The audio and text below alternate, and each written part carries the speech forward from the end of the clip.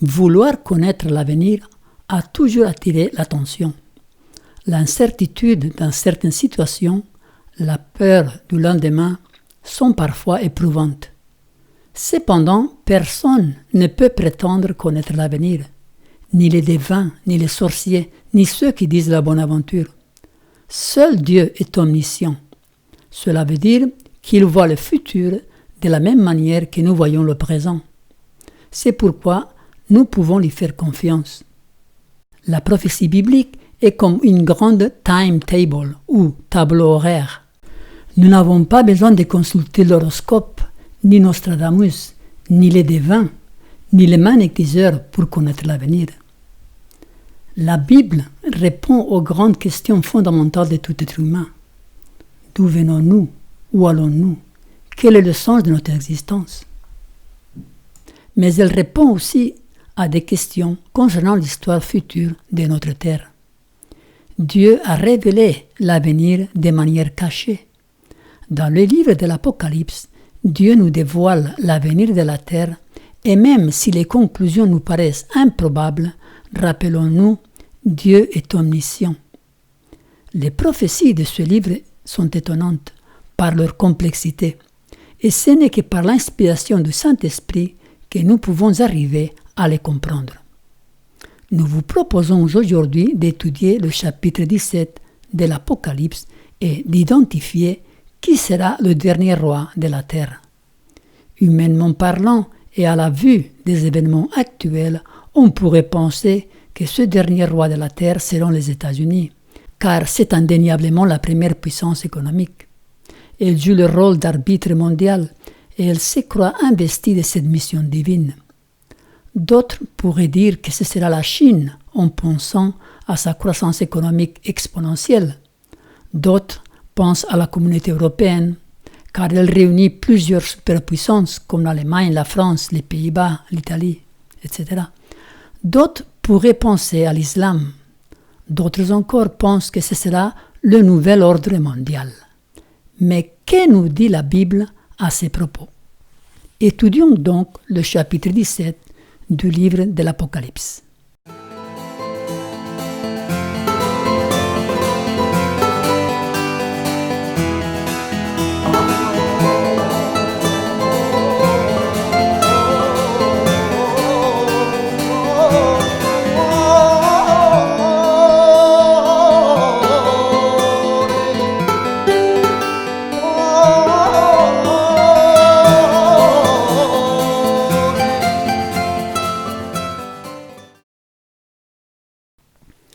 Le dernier roi de la terre. En étudiant le chapitre 17 du livre de l'Apocalypse, on s'aperçoit que ce n'est ni un aigle, ni un dragon, ni un ours, ni un croissant de lune qui dirigera notre monde, mais une grande prostituée. Et j'ai vu une femme assise sur une bête écarlate, pleine de noms de blasphèmes, ayant 7 têtes et 10 cornes. Les prophéties bibliques ne peuvent pas se contredire entre elles. Prenant en compte les explications prophétiques du livre de Daniel et d'autres prophéties de l'Apocalypse, certaines conclusions s'imposent et c'est ce que nous vous proposons d'étudier. Le livre de Daniel et celui de l'Apocalypse sont complémentaires. Ils doivent être étudiés ensemble, car l'un est une prophétie et l'autre une révélation. Daniel, dans ses visions, voit 4 bêtes. L'Apocalypse reprend l'histoire montrée à Daniel et ajoute 3 autres bêtes. C'est pourquoi la bête de l'Apocalypse a 7 têtes. Les 4 premières têtes sont les bêtes que Daniel a vues. Les 3 autres sont des phases historiques qui ont suivi le développement historique relaté par Daniel. C'est-à-dire, Daniel a vu la Babylone, l'Empire médo-perse, suivi par la Grèce, la Rome païenne. Et ensuite, il y a de la Rome païenne, il y avait une petite corne qui sortait et qui correspond à la Rome papale. Mais ça, dans le livre de Daniel, ce n'est pas encore très exploité. C'est dans l'Apocalypse que nous trouvons donc ces 3 dernières bêtes. La Rome papale, on la voit au chapitre 12 de l'Apocalypse. La bête qui monte de l'abîme, on la voit au chapitre 11. Et la bête à 2 cornes, qui est dans le chapitre 13. Dans le chapitre 17, les derniers événements socio-politico-religieux de notre monde sont détaillés. Certains événements décrits dans le chapitre 12 et 13 du même livre sont plus développés. Nous voyons le rôle politique respectif de chaque entité, mais nous voyons aussi qui dirige tous ces pouvoirs. C'est un pouvoir religieux. Les conclusions tirées de ce chapitre ne peuvent pas aller à l'encontre de celles tirées d'autres chapitres, notamment le chapitre 13 qui couvre une période historique similaire. Notre époque actuelle, la 6e tête, a les mêmes caractéristiques que la bête qui monta de l'abîme. C'est l'athéisme, l'humanisme, la débauche, le pluralisme, le sécularisme. Mais évidemment, ce n'est pas un pouvoir politique concret, c'est une philosophie qui imprègne le fonctionnement sociopolitique des nations du globe. Cette philosophie est née lors de la Révolution française et elle continue à se développer jusqu'aujourd'hui dans les institutions qui gouvernent notre monde, en particulier les Nations Unies, la Communauté européenne. C'est l'humanisme, la science qui veut que l'homme soit le centre de l'univers, qui met Dieu de côté. Apocalypse 17 représente un grand challenge pour l'esprit humain. Plusieurs entités sont citées, la bête, la femme, la prostituée, la grande ville, la grande prostituée, les grands eaux, les rois de la terre, la bête écarlate, les 7 têtes, les 10 cornes, les 7 montagnes, les 7 rois. Pourquoi une telle complexité? Dieu est confronté à un grand dilemme. Respecter le choix individuel, le libre arbitre, tout en révélant l'avenir. Dieu voudrait sauver tout le monde, mais il ne peut forcer la vérité dans l'esprit humain. Il est limité dans les moyens qu'il pourrait utiliser pour faire comprendre à l'homme l'impasse dans laquelle il se trouve, la réalité du mal ou péché. Il doit donc utiliser des images et des expressions compréhensibles uniquement par ceux qui, volontairement, consacrent leur vie à son service, qui sont dirigés par l'Esprit Saint. Avec Dieu, pas de force. Tout doit être choisi librement. La croix du calvaire a été un choix volontaire de la divinité, sans lequel le sacrifice n'aurait pas satisfait la justice divine. Réfléchissez et soyez émerveillés par l'amour de Dieu. Jésus parlait en parabole pour la même raison. C'est pourquoi il leur parle en parabole, parce qu'en voyant, ils ne voient point, et qu'en entendant, ils n'entendent ni ne comprennent. La parole de Dieu utilise un langage qui n'est compréhensible que par ceux qui sont conduits par le Saint-Esprit. De là l'expression très connue utilisée par Jésus, que celui qui a des oreilles pour entendre, entende. Cela veut dire que ce ne sont pas tous ceux qui entendent qui comprennent, mais uniquement ceux qui ont soif de vérité et qui se laissent interpeller par l'Esprit de Dieu. C'est pourquoi les prophéties de la fin sont entourées d'images difficiles à comprendre pour un esprit séculier. Nous ne prétendons pas tout comprendre non plus sur ce chapitre, mais les grandes lignes sont clairement énoncées à la lumière d'autres prophéties révélées ailleurs dans les écrits inspirés. Définissons brièvement les entités mentionnées dans le chapitre 17. La bête. La bête mentionnée dans tout le chapitre 17 fait référence à la bête écarlate. Il n'y en a pas d'autre, c'est le dragon. Dans le chapitre 17, c'est la 7e tête qui est au pouvoir, c'est le temps des États-Unis. C'est lui la bête pour ce chapitre-là. Cependant, dans les versets 8 et 11, l'expression bête correspond à la papauté. Le terme bête est employé ici pour nous aider à comprendre cette bête qui était, qui n'est plus, mais qui réapparaîtra. Il faut dire que le terme bête, thérion en grec, n'est pas exclusif et spécifique. C'est un terme général traduit par bête sauvage, bête féroce, animal, etc. C'est pourquoi il faut, comme dit la Bible, l'intelligence qui a de la sagesse pour comprendre qui est qui tout au long du chapitre. Cette bête écarlate représente le pouvoir politique que Satan a toujours utilisé pour s'opposer au peuple de Dieu. Elle a 7 têtes et des cornes et pas de diadème. Ce sont les démocraties actuelles. Voyons les 7 têtes, qui sont aussi 7 montagnes ou 7 rois. C'est ici l'intelligence qui a de la sagesse. Les 7 têtes sont 7 montagnes sous lesquelles la femme est assise. Ce sont aussi 7 rois. 5 sont tombés, 1 existe, l'autre n'est pas encore venu, et quand il sera venu, il doit rester peu de temps. Ces 3 expressions représentent la même chose. Ce sont, comme nous l'avons dit, les puissances politico-religieuses que Satan a utilisées pour lutter contre le peuple de Dieu tout au long de l'histoire. La Babylone, la premier roi, première montagne, première tête, et ainsi de suite, l'Empire médo-perse, la Grèce, la Rome païenne, la Rome papale, la bête qui monte de l'abîme, c'est la France, laquelle représente le sécularisme, l'athéisme, l'évolutionnisme, le monde occidental moderne, notre époque actuelle, l'humanisme. Nous en sommes là dans l'histoire. Et la 7e tête, ou 7e roi, ou 7e montagne, ce sont les États-Unis. Son rôle prophétique en tant que puissance qui s'oppose au peuple de Dieu est encore dans l'avenir, lors de l'instauration de la loi dominicale. Il doit rester peu de temps, d'après le verset 10. Depuis la chute du communisme, les États-Unis s'imposent de plus en plus comme arbitre au niveau mondial. La Bible nous dit qu'elle finira par parler comme un dragon, et ça sera lors de la loi dominicale, de l'instauration de la marque de la bête. Les 10 cornes ou 10 rois représentent le pouvoir politique du monde entier. En effet, dans la Bible, 10 égale la totalité, c'est tout l'ensemble. Et donc ces 10 rois, ce sont eux qui vont se mettre d'accord avec le pouvoir en place.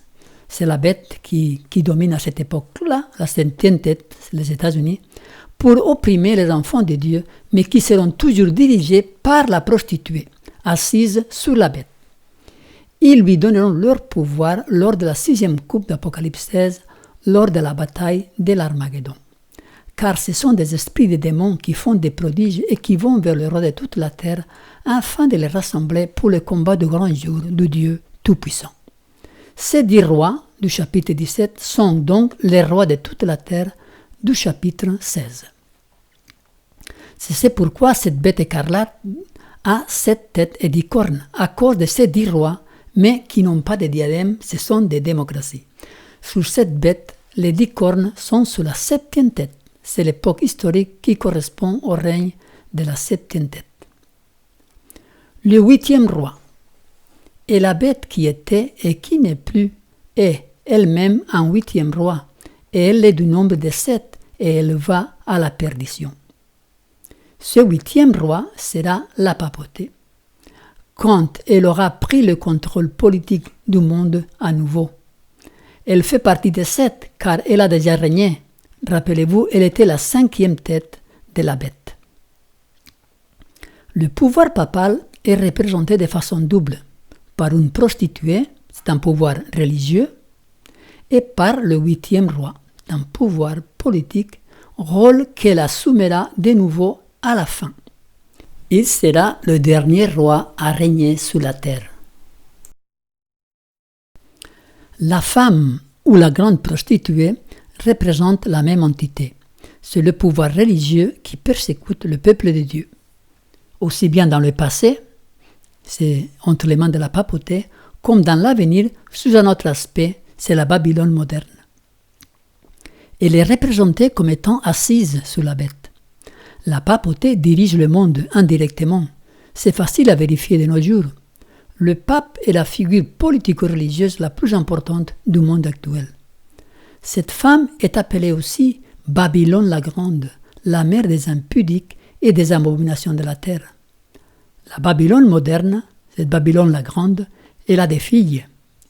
Il nous est dit qu'elle est la mère des impudiques, car dans sa phase finale, on voit qu'elle est composée de toutes les fausses religions du monde, toutes ensemble dirigées par le pape de Rome. Le terme femme signifie église. Une femme pure représente l'église de Dieu, comme au chapitre 12 de l'Apocalypse, et une femme prostituée représente une église déchue, comme au chapitre 17. Les grandes eaux sont identifiées clairement dans le verset 15. Les eaux que tu as vues, sous lesquelles la prostituée est assise, ce sont des peuples, des foules, des nations et des langues, c'est-à-dire le monde entier. C'est ça la signification des grandes eaux, c'est le monde entier. La grande ville.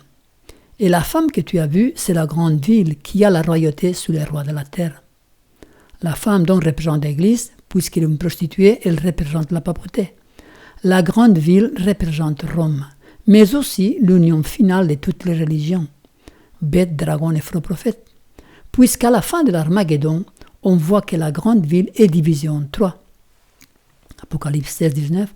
Et la grande ville fut divisée en trois parties, et les villes des nations tombèrent, et Dieu se souvint de Babylone la grande, pour lui donner la coupe du vin de son ardente colère. Ceci correspond au jugement de la Babylone moderne, composée de trois entités, la bête, le faux prophète et le dragon. Nous sommes actuellement au temps de transition entre la 6e et la 7e tête de la bête écarlate. La 7e tête, les États-Unis, sont déjà dans une position très avancée dans son rôle de direction dans les affaires du monde. Son rôle au sein des Nations Unies est vital. Cette bête formera l'image de la bête, l'union de l'Église et de l'État. D'après la Bible, la situation du monde deviendra intenable. L'économie, les désastres écologiques, les catastrophes naturelles, les problèmes sociopolitiques, les crises migratoires et d'autres choses encore ne cesseront de s'aggraver. Le 8e roi fera croire aux dirigeants du monde que ces problèmes sont aggravés par notre désobéissance, que si nous retournons vers Dieu, il interviendra. De cette mouvance naîtra la loi dominicale pour soi-disant retourner au respect de Dieu et de ses lois. C'est quand les États-Unis rendront l'observation du dimanche obligatoire que commencera pleinement le temps de la 7e tête en tant que pouvoir politique oppresseur du peuple de Dieu. D'après la Bible, cette période ne dure que peu de temps. C'est là que cette bête semblable à un agneau parle comme un dragon.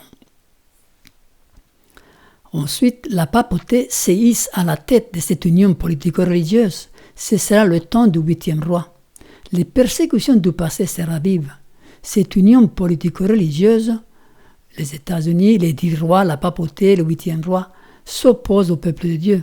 Ce sera le fameux 666 ou marque de la bête, ou boycott économique, où seulement ceux qui auront cette marque pourront acheter et vendre. Cette période, d'après les prophéties de Daniel, aura une durée de 1260 jours. Pendant cette période, le monde entier devra être averti de l'enjeu avant que les fléaux ou coupes de la colère divine ne soient déversés sous la terre. Cette marque de la bête s'imposera petit à petit au monde entier. La grande prostituée reste quand même au contrôle de la bête. Le pouvoir religieux contrôle le pouvoir politique. Cette Babylone la grande, comme elle est appelée dans ce chapitre 17, est composée de 3 entités, dragon, bête et faux prophète. Les coupes de la colère divine sont déversées sur la terre, une à une. La terre devient un champ de ruines et de désolation. Ils combattront contre l'agneau, et l'agneau les vaincra, parce qu'il est le Seigneur des seigneurs et le roi des rois. Et les appelés, les élus et les fidèles, qui sont avec lui, les vaincront aussi. L'effusion de ces coupes s'est produite pendant une période relativement courte, car nous voyons qu'au moment où la 5e coupe est déversée, les gens souffrent encore de la première coupe. La période de ces fléaux sera d'1 mois et demi, ou 45 jours, selon les prophéties de Daniel 12. Le décret de mort envers le fidèle du Seigneur est issu après la 2e plaie. Les 10 rois donneront leur autorité à la bête pour tenter d'exterminer ces hérétiques, ces rebelles qui ne veulent pas se soumettre aux dictats de la grande prostituée, en déshonorant le sabbat public. Et ces 10 rois règnent avec la bête des États-Unis 1 heure dans le langage prophétique, 15 jours. Lors de la 6e coupe, le décret de mort rentre en vigueur. C'est là que se produit la bataille de l'Armageddon, où les enfants de Dieu sont traqués pour être tués. La 7e coupe révèle plusieurs choses. Dieu est au contrôle de la situation. le peuple de Dieu est miraculeusement protégé par lui. Les nations se rendent compte qu'elles ont été trompées par la prostituée, que ses prétentions n'étaient rien d'autre qu'une grande supercherie, et elles se retournent contre elle. Les 10 cornes que tu as vues et la bête haïront la prostituée, la dépouilleront et la mettront à nu, mangeront ses chairs et la consumeront par le feu. Les gros mensonges de cette entité politico-religieuse seront démasqués. Les doctrines catholiques ont enivré les peuples des mensonges, des fausses doctrines. Viens, je te montrerai le jugement de la grande prostituée, qui est assise sous les grands eaux. C'est avec elle que les rois de la terre se sont livrés à l'impudicité, et c'est du vin de son impudicité que les habitants de la terre se sont enivrés. Les fausses doctrines enivrent, trompent, séduisent et perdent les âmes humaines. Après tous ces événements, il se produira des grandes catastrophes naturelles sur la terre lors de la 7e coupe. Les grêlons de 20 kilos, les plus grands tremblements de terre de l'histoire, les îles disparaissent, etc. Et d'autres choses similaires qui rendront notre terre méconnaissable. Le retour de Jésus s'est produit à la fin de cette période. Le chapitre 17 de l'Apocalypse constitue une des prophéties les plus étonnantes du livre inspiré. Il montre le jugement du système religieux faux et dangereux qui dirige notre monde. Il montre aussi toutes les manigances politiques de ce faux système. Comment il va se hisser de nouveau à la tête du monde? Qui seront ses collaborateurs? Il nous montre l'anéantissement de cette grande prostituée et le triomphe de la vérité. Cette grande prostituée est aussi le 8e roi, le dernier à régner sur cette terre. C'est un chef-d'œuvre de Satan, un système religieux qui, tout en prétendant servir Dieu, détourne les hommes du chemin du salut, en proposant une contrefaçon. Il nous est présenté de façon double dans le chapitre 17, comme une grande prostituée, c'est l'aspect religieux de ce pouvoir, et comme le 8e roi qui montre l'aspect politique de ce système. Ce dernier roi régnera 1335 jours d'après les prophéties du livre de Daniel. Ceci fera l'objet d'une autre étude. Il faut faire un effort mental intense pour comprendre ce chapitre. Nous espérons que cette vidéo vous encouragera à sonder davantage les Écritures et particulièrement les livres de Daniel et l'Apocalypse. Nous vous invitons à sonder la parole de Dieu dans son ensemble, à prier comme jamais auparavant. Son Esprit Saint sera envoyé à ceux qui, de tout leur cœur, cherchent à l'honorer et à exalter sa loi.